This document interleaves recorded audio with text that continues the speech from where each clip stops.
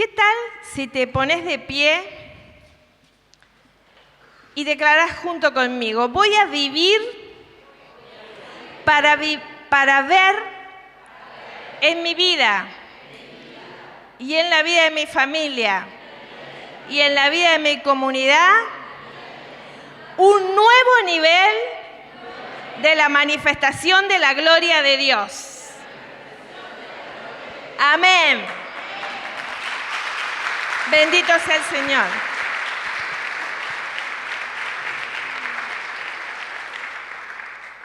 Vamos, tomen asiento.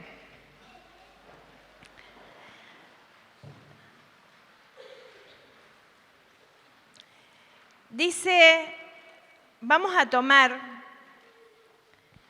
un pasaje del libro de Juan, en el capítulo 6,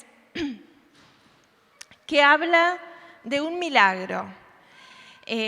Ustedes saben que el milagro es lo que caracteriza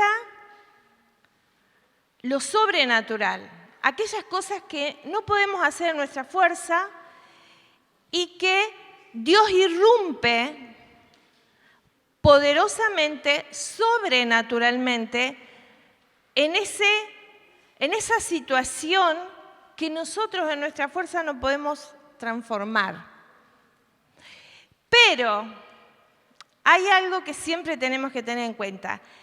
El milagro es el poder de Dios sobrenatural en una situación natural. Pero Dios siempre nos va a pedir a nosotros que hagamos algo. Porque si yo no me muevo hacia el milagro, voy a quedar solamente en la tragedia. ¿Por qué en este mes nosotros tomamos este tema? Cuando estábamos orando con José y viendo los temas del año, en este mes que vivimos Semana Santa, se nos vino esto, de tragedia a milagro, porque esto es lo que vivió Jesús. Jesús pasó de una tragedia, como fue su muerte, como fue el ser golpeado, el ser acusado injustamente, el ser maltratado como el peor malhechor, y de una gran aparente, entre comillas, derrota. Porque yo me imagino a los apóstoles que estaban con él, pensarían: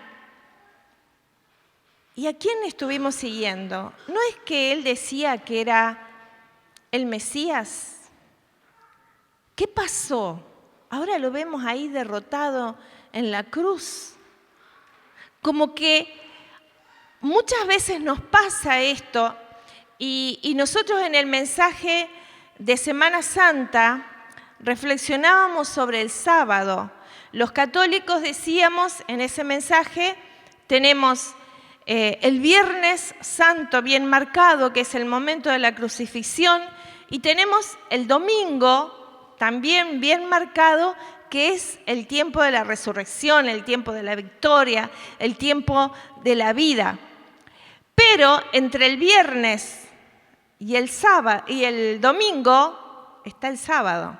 ¿Y qué es el sábado? Es el tiempo de espera. Es el tiempo que no vemos. Me decía una de las hermanas benedictinas del monasterio, hablando de esta reflexión, me decía: sí, el sábado vemos el sagrario vacío, vemos sin la luz que vemos siempre, y a veces en nuestra vida pasamos ese tiempo en que no vemos, en que no entendemos, en que parece que todo está oscuro. ¿Les pasa eso? Pero el sábado es necesario. Y en todo milagro hay un Viernes Santo, un Sábado Santo y un Domingo de Resurrección. El viernes es el momento del dolor, es el momento de la necesidad, es el momento en que morimos. Morimos a lo que a nosotros nos parece que necesitamos. Morimos, por ejemplo, cuando tenemos ganas de gritar y nos callamos. Cuando tenemos ganas de criticar y no criticamos. Cuando tenemos ese impulso de seguir o con ese vicio o con esa adicción y salimos. Cuando sabemos que lo que vamos a hacer está mal y decimos no, morimos. Y quiero decirte que si querés resurrección, tenés que tener muerte. En este sentido, muerte a lo que venías creyendo que era legítimo. Y en todo milagro necesitamos pasar por el Viernes Santo. En este libro de San Juan hay varios milagros de Jesús. Hoy nos vamos a detener en el capítulo 6, en el versículo, vamos a empezar a leer del versículo 1, y se trata de la multiplicación de los panes. Y vamos a ver cómo necesitamos cambiar nuestros paradigmas, cambiar nuestros pensamientos, no confiar en nuestros pensamientos. A ver, decile al que tenés al lado, no confíes en tus propios pensamientos. ¿Por qué? Miren, si querés un milagro, no tenés que confiar en tus propios pensamientos. Tenés que alinearte al pensamiento de Dios.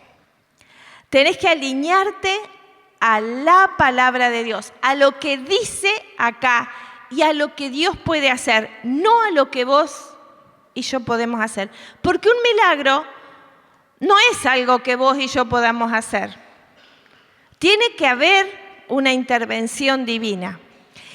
Dice que Jesús atravesó el mar de Galilea y lo seguía una gran multitud. Cerrá tus ojos y pensá en esa multitud que seguía a Jesús. Nosotros sabemos, por ejemplo, la multitud de gente, de personas que a veces va al Vía Crucis que hace el Padre Ignacio. Muchísima gente. Sabemos la multitud de personas que hay en la caminata hacia San Nicolás.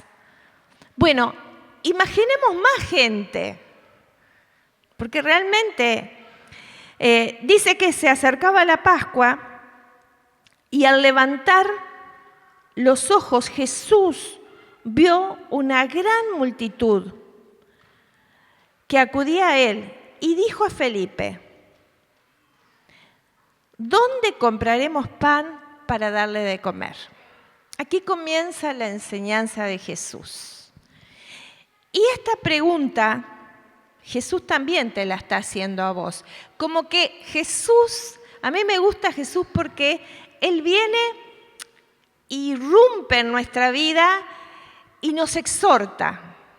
Nos posiciona en un lugar a ver cómo estamos pensando. ¿Cómo tenemos nuestra línea de pensamiento? Él le dice a Felipe, ¿dónde podemos comprar pan? Y Felipe le respondió. ¿Le respondió cómo Felipe? En su razonamiento, en su propio razonamiento. Le dijo, le habló de plata a Felipe, le dijo, no sé, como si habláramos ahora, no sé, 1.000.000 de pesos no alcanzaría para darle de comer a esta gente, porque la palabra de Dios dice que eran 5.000 hombres, sin contar las mujeres y los niños. Dicen que serían más o menos unas 20.000 personas, porque las mujeres siempre somos más, ¿o no? Y los niños también.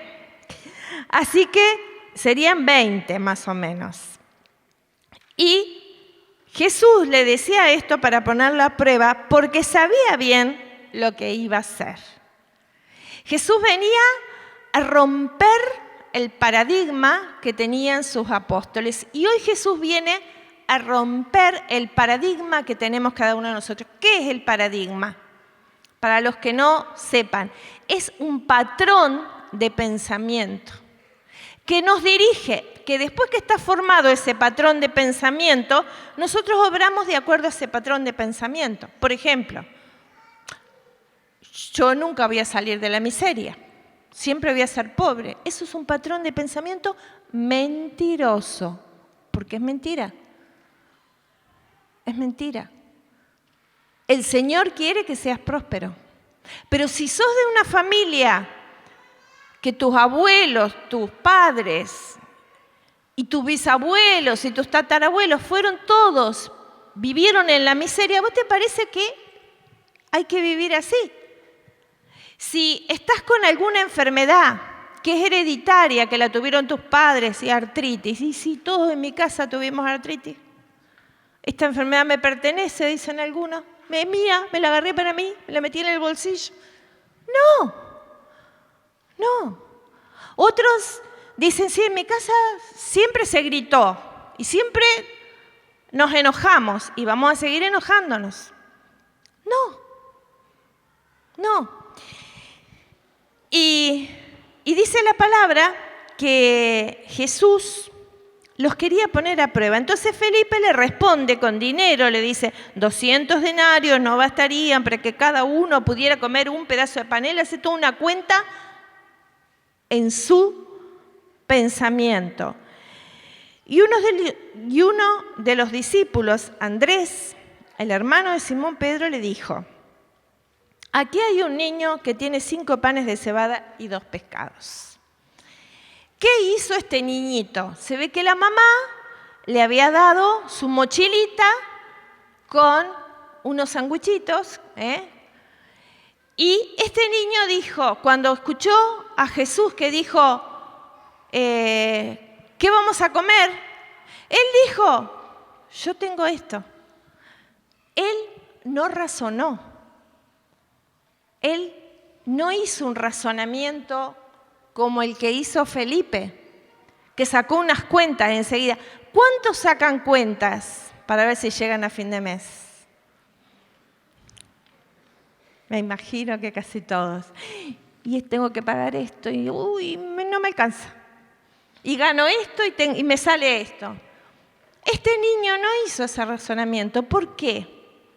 Porque este niño entregó lo que tenía a Jesús.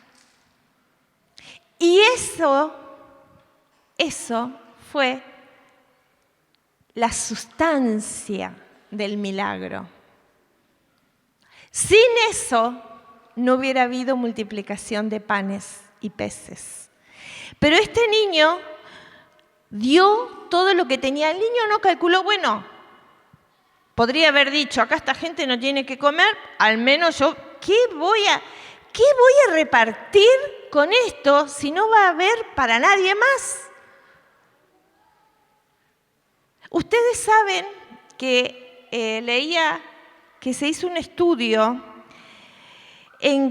con un grupo de gente, les mandaron una notificación a cada uno diciéndole, es un estudio sociológico para ver las respuestas que las personas tenemos ante las situaciones. Entonces les mandaron una notificación diciéndole, necesitamos para los niños que están pasando hambre en África, sustento para los alimentos. Nadie respondió a ese pedido. Pero con las mismas personas, unos días después, obviamente sin que ellos supieran que estaban siendo sometidos a un estudio sociológico para ver las respuestas que las personas tienen, les mandaron una notificación diciéndole, por ejemplo, la niña fulanita de tal, con el nombre y el apellido, está padeciendo un problema de desnutrición porque no tiene que comer. Todos respondieron a ese mensaje. ¿Por qué? Porque nosotros necesitamos concretamente ver qué se va a hacer. Porque muchas veces nosotros creemos que ¿para qué voy a ayudar si están todos con hambre? Pero si puedo hacerlo por uno, entonces puedo hacerlo. Y la verdad que todos tenemos que pensar que podemos ayudar, que podemos hacer algo. Aunque, dice la Madre Teresa, aunque lo que hagas te parezca que es una gota en el mar no sería el mismo sin esa gota. Y realmente necesitamos aprender a dar, aunque nos parezca que lo que hacemos no tiene sentido o no va a ayudar a casi nadie.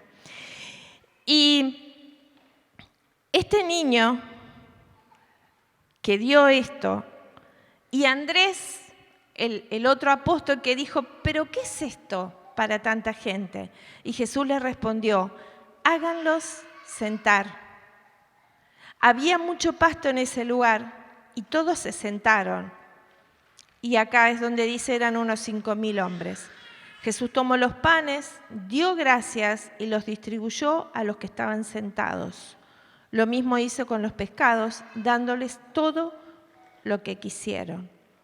Cuando todos quedaron satisfechos, Jesús dijo a sus discípulos, recojan los pedazos que sobran para que no se pierda nada. Los recogieron y llenaron 12 canastas con los pedazos que sobraron de los 5 panes de cebada. Al ver el signo que Jesús acababa de hacer, la gente decía, este es verdaderamente el profeta que debe venir al mundo.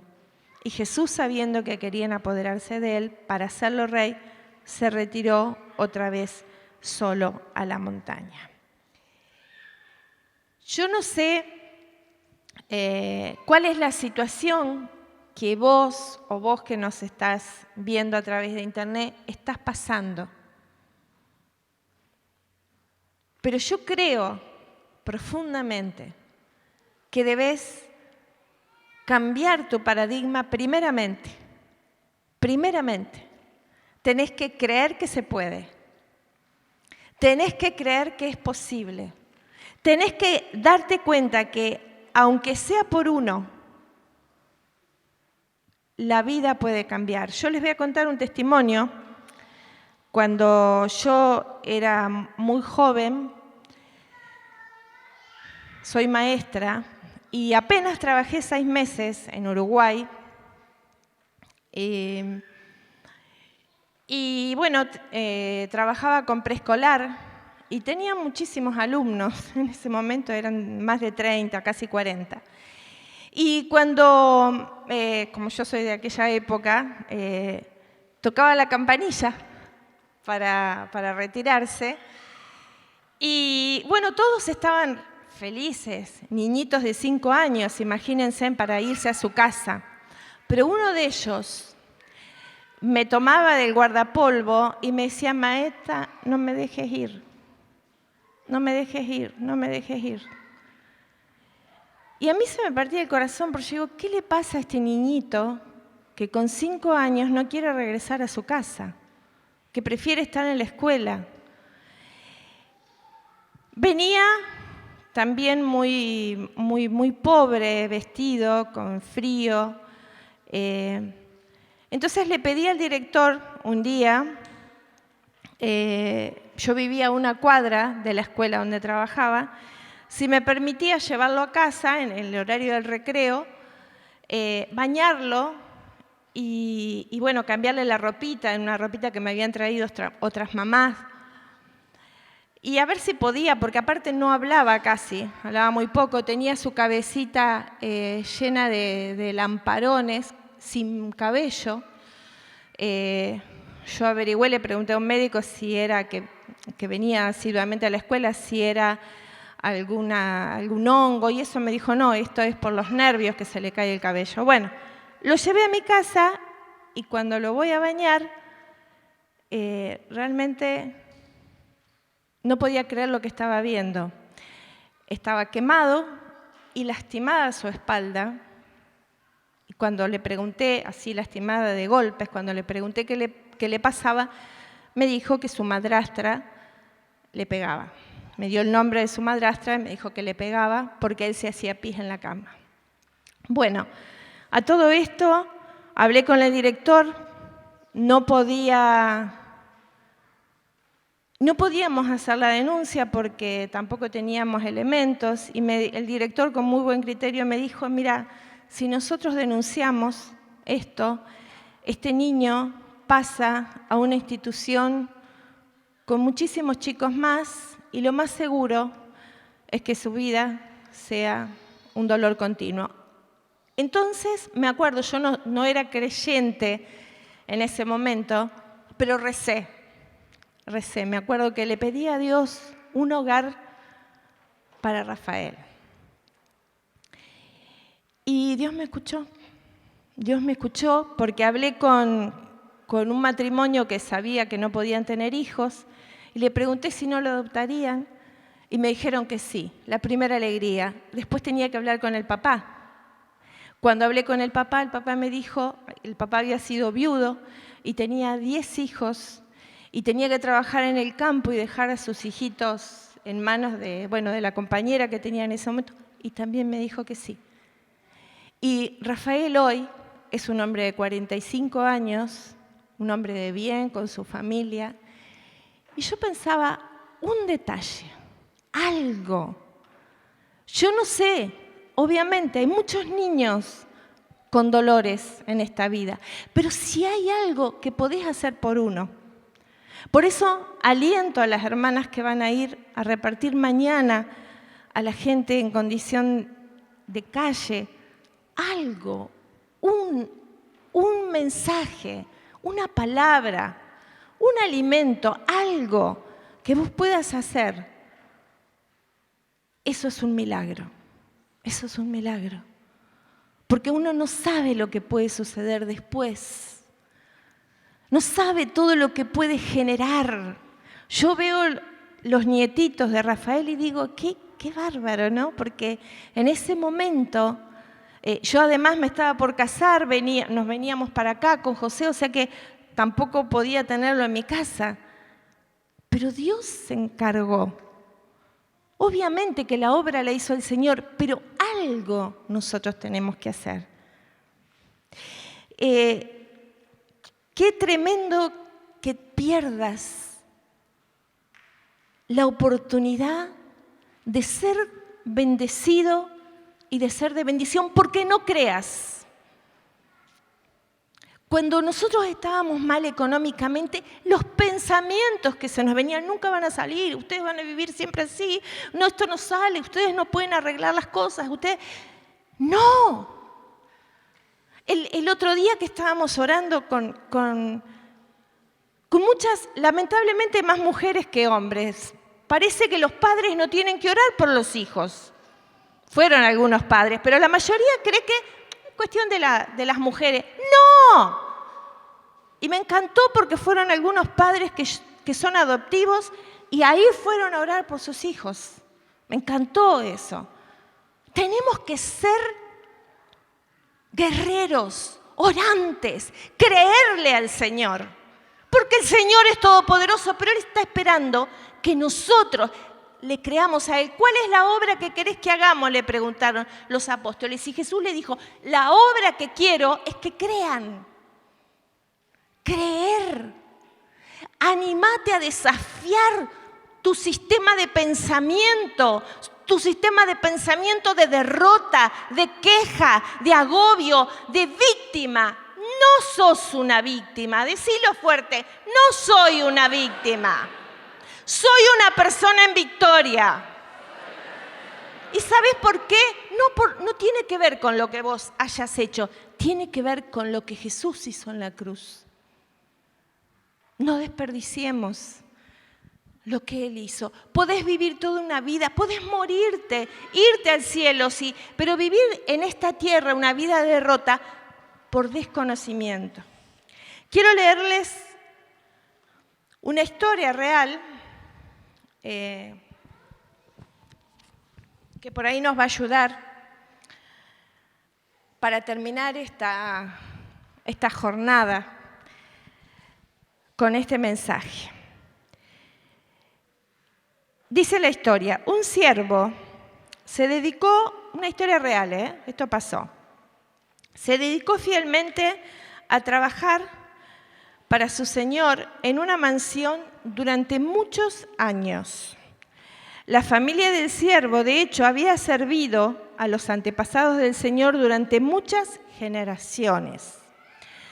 El Señor no tenía herederos y cuando envejeció y finalmente murió, le dejó al siervo un maletín con una serie de documentos. El siervo no sabía leer, así que guardó el maletín en el ático y se olvidó de él.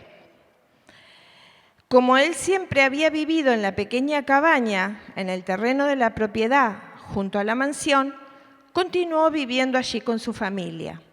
Juntos mantuvieron la casa en buen estado, los jardines podados y la propiedad bien cuidada a costa de mucho trabajo diario. A pesar de que nadie vivía en la gran mansión. Con el tiempo, el siervo también cayó en su lecho de muerte y un día dijo a su hijo que mirara el maletín que su amo le había regalado. Y como él no sabía leer, le pidió que leyera los papeles que contenía. Lo que el hijo encontró adentro del maletín fue la última voluntad y el testamento del Señor, dejándole todas las propiedades al siervo. Todos estos años había vivido en la pequeña cabaña de la propiedad, trabajando hasta el cansancio, cuando pudo haberse mudado a la mansión y contratado otros que hicieran el trabajo por él. Yo creo que de la misma manera que este siervo, nosotros muchas veces vivimos prisioneros de lo que creemos mal y prisioneros también de las experiencias de nuestro pasado, de los traumas, de las situaciones, de cosas que nos están limitando y la ignorancia de saber que con Cristo todo lo podemos. Muchas veces tenemos la imagen, los católicos, de que somos gente derrotada, pero yo creo que eso tenemos que transformarlo, porque esa es la mayor mentira del diablo. Hacer creer que nos conformamos a las situaciones que no podemos transformar, que quedamos como enquistados en un lugar sin salir de ahí. Yo te invito a que en este momento hagas una oración junto conmigo. Yo te invito a que te pongas de pie.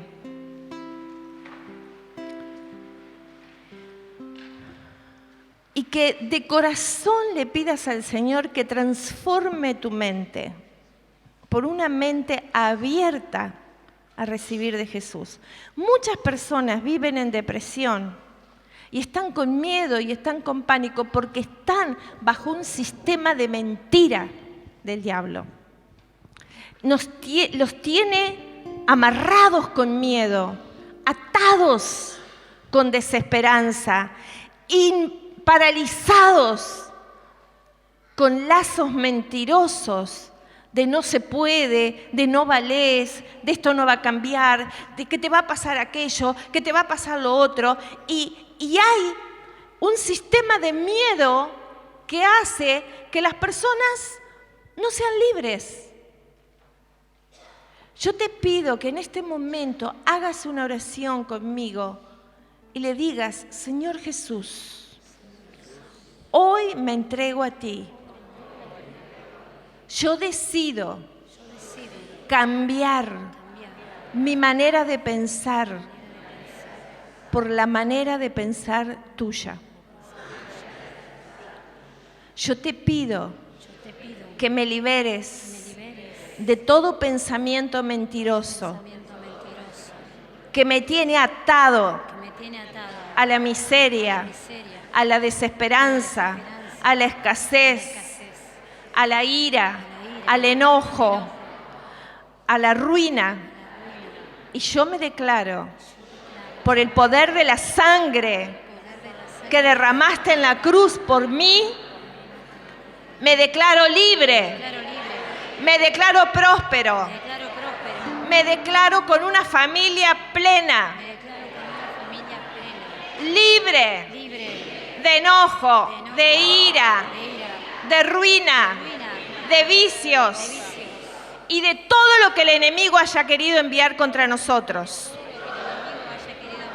Desde hoy en adelante me comprometo a leer tu palabra, a vivir los sacramentos, una vida de oración y una vida llena de tu Espíritu Santo.